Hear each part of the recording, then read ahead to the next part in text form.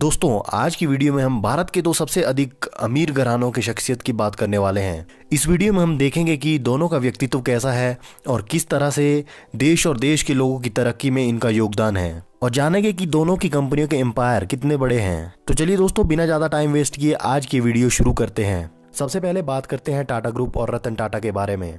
Tata company 152 वर्ष से भी अधिक पुरानी कंपनी है, जो कि देश की आज़ादी से लगभग 80 वर्ष पहले शुरू हो गई थी। टाटा कंपनी का बिजनेस आज के समय में 160 से अधिक देशों में फैला हुआ है, और वहां पर भी इम्पोर्टेंट बात यह है कि दूसरे देशों में भी टाटा ग्रुप के बिजनेस केवल इंपोर्ट एक्सपोर्ट के नहीं है, बल्कि टाटा ग्रुप के अपनी मैन्युफैक्चरिंग प्लांट दूसरे देशों में मौजूद है।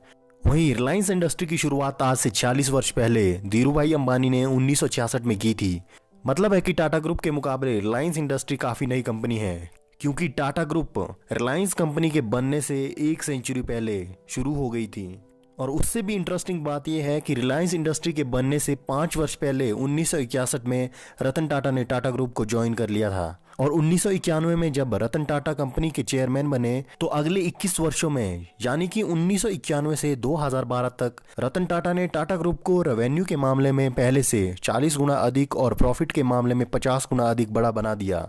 मार्केट वैल्यू के हिसाब से रिलायंस इंडस्ट्री इसमें भारत की दूसरी सबसे बड़ी कंपनी है। रिलायंस इंडस्ट्री की total market value 140 billion US dollar यानी कि तकरीबन 10 लाख करोड़ रुपए है, और ये अमाउंट हमारे देश की रक्षा बजट से लगभग 3 गुना बड़ा है।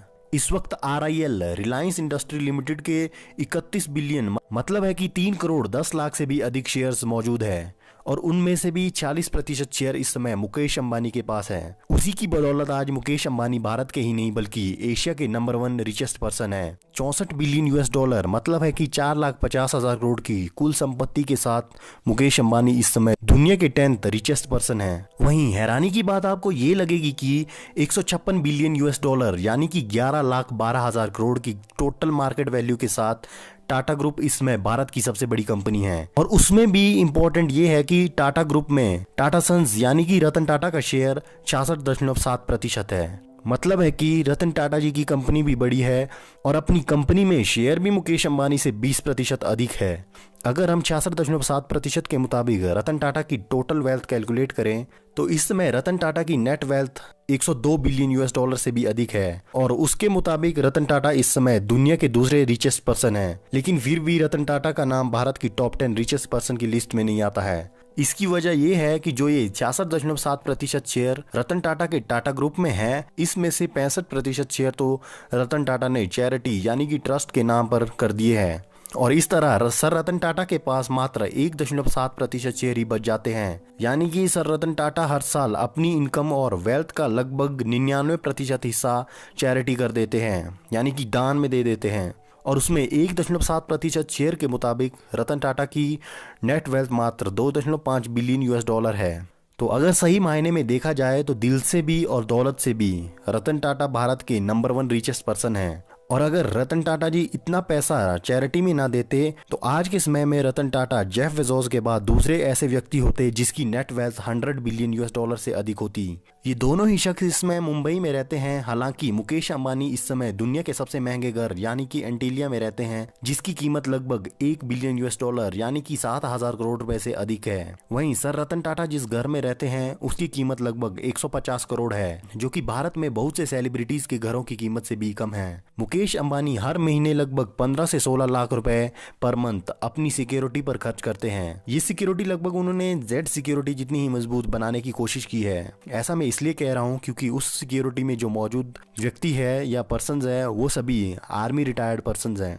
वहीं रतन टाटा अपनी सिक्योरिटी में ज्यादा खर्चा नहीं करते हैं, और मोस्टली 1 या 2 गार्ड को ही साथ लेकर चलते हैं। रतन टाटा और मुकेश अंबानी दोनों ही अच्छे व्यक्तित्व के इंसान हैं, लेकिन दोनों का दुनिया को देखने का नजरिया थोड़ा अलग है। मुकेश अंबानी मोस्टली हर चीज को बिजनेस प्रोस्पेक्टिव से देखते हैं, वहीं रतन टाटा ने टाटा ग्रुप्स के अंडर बहुत सी ऐसी कंपनीज को बस इसलिए चला रखा है ताकि लोगों को रोजगार मिले, ना कि प्रॉफिट कमाने के लिए। इस समय रिलायंस इंडस्ट्री में 1,87,729 एम्प्लॉइज काम कर रहे हैं। वहीं टाटा ग्रुप की TCS में इस समय लगभग 3,87,000 से अधिक एम्प्लॉय काम कर रहे हैं, और टाटा ग्रुप में टोटल 7 लाख से अधिक एम्प्लॉय काम करते हैं। और ये संख्या दुनिया की बड़ी बड़ी कंपनियां फेसबुक, गूगल, माइक्रोसॉफ्ट, इंटेल, उबर और रिलायंस इंडस्ट्री के टोटल एम्प्लॉय से अधिक है। यानी कि रोजगार देने में टाटा ग्रुप रिलायंस इंडस्ट्री से काफी आगे है। ऐसा नहीं है कि मुकेश अंबानी देश के लोगों की हेल्प नहीं करते हैं। भारत की जीडीपी में 5% का योगदान अकेले मुकेश अंबानी की कंपनी यानी कि रिलायंस इंडस्ट्री का है, जिसमें कि वर्ष 2019 में रिलायंस इंडस्ट्री ने 67,000 करोड़ का जीएसटी भारत सरकार को पे किया है, जो कि रिलायंस इंडस्ट्री को भारत का सबसे बड़ा जीएसटी पेयर बनाता है। वहीं टाटा ग्रुप यहाँ पर नंबर 1 पर क्यों नहीं है, अब ये सवाल आपके दिमाग में आ रहा होगा।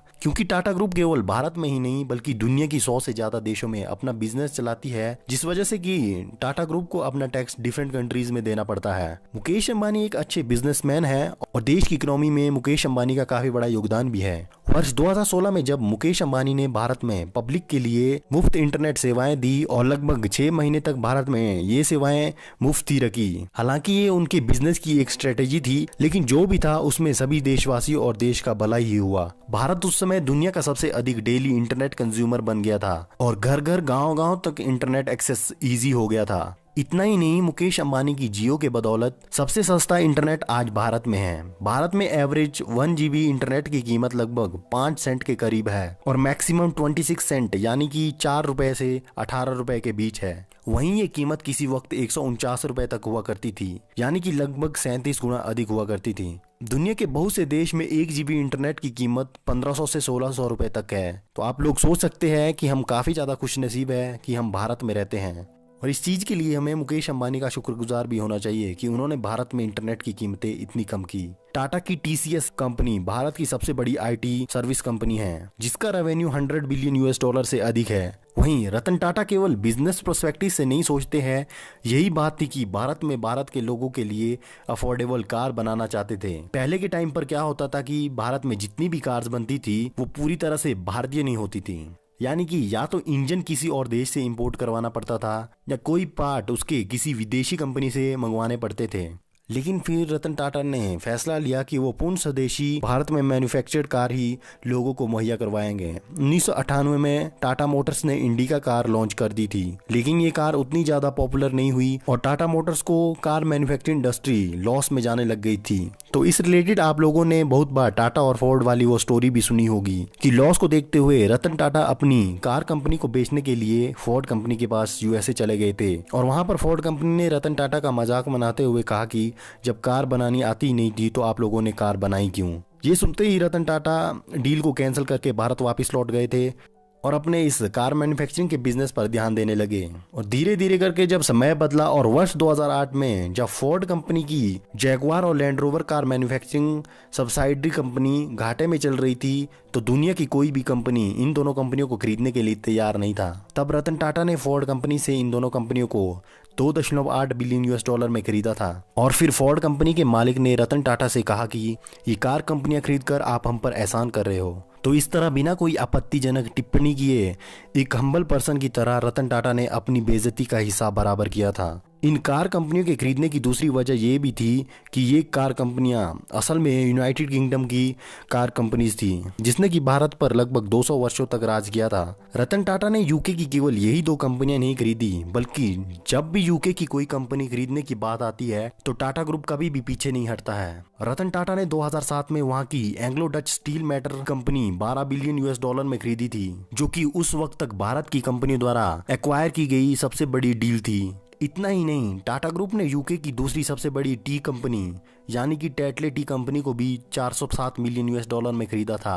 आज के समय में जहां रिलायंस इंडस्ट्री के under petrochemical, textile, real estate, telecommunication, media, banking जैसे बिजनेस आते हैं, वहीं टाटा ग्रुप इस मामले में रिलायंस इंडस्ट्री से कई गुना बड़ा है। जैसा कि आपने कई लोगों से सुना भी होगा कि टाटा ग्रुप सुई से लेकर जहाज तक और नमक से लेकर मसाले तक हर चीज बनाता है। तो ये बात बिल्कुल सच है और आज के समय में टाटा ग्रुप के बहुत सी कंपनियों में अपने शेयर भी खरीद रखे हैं। भारत में टाटा स्टारबक्स में 50% शेयर टाटा कंपनी के हैं। टाटा मार्को पोलो बस भी आप लोगों ने देखी होगी, उसमें भी टाटा और मार्को पोलो दोनों कंपनी के शेयर्स मौजूद हैं। देवू कंपनी को भी टाटा कंपनी ही ओन करती है। इसके साथ साथ Tata Salt, Tata Tea, Tata Sky, Tata Chemical, Tata Motors, Tata Power, Tata Steel, Tata Taj Hotel, Tata Communication, Tata Air Conditions, Tata Titan watch, TCS जैसी बड़ी कंपनियां मौजूद है। इतना ही नहीं, फिएट कार कंपनी जो आपने देखी होगी, उसकी कार मैन्युफैक्चरिंग भी इंडिया में टाटा कंपनी ही करती है।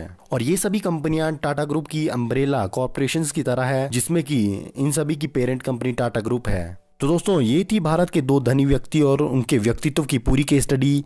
आपको क्या लगता है कि दोनों व्यक्तित्व में कौन सबसे अधिक धनी है? एज अ पर्सन मैं सर रतन टाटा की लाइफ से काफ़ी ज़्यादा प्रभावित हूँ और उन्हें अपने आदर्श के रूप में भी देखता हूँ। तो आप लोगों की इस वीडियो के बारे में और दोनों पर्सनैलिटीज़ के बारे में क्या राय है, प्लीज़ कमेंट में लिखकर ज़रूर बताइएगा। अगर आपको वीडियो पसंद आई हो तो इस वीडियो को लाइक और शेयर ज़रूर करिएगा। इसी तरह की इंटरेस्टिंग वीडियोज़ देखने के लिए हमारे इस चैनल को सब्सक्राइब करें। इस वीडियो को अंत तक देखने के लिए आप सभी का बहुत बहुत धन्यवाद।